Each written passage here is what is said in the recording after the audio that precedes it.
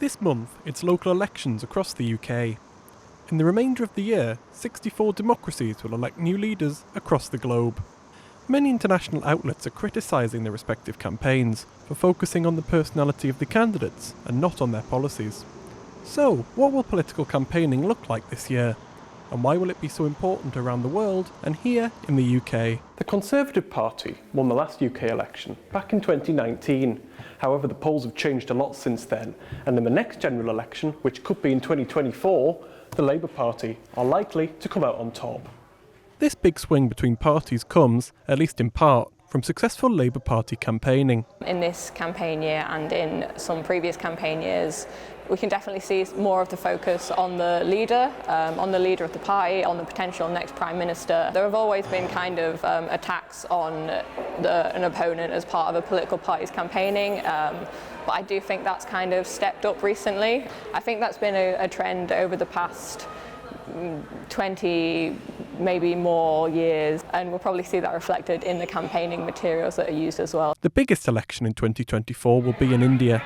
Experts estimate 968 million eligible voters will queue up and make their voices heard this year. So in India we have a different way of doing elections. And if the UK's campaigns seem heavily focused on personality, this Indian journalist explains how much stronger the phenomenon is there. 19th April.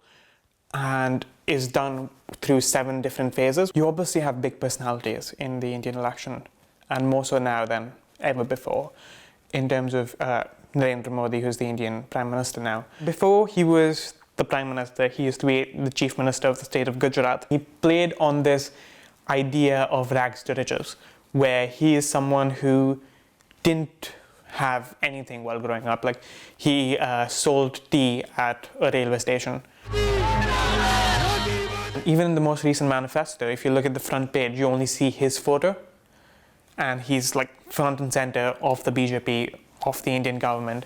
He doesn't want anyone to question him. Shikha's analysis rings true to the UK.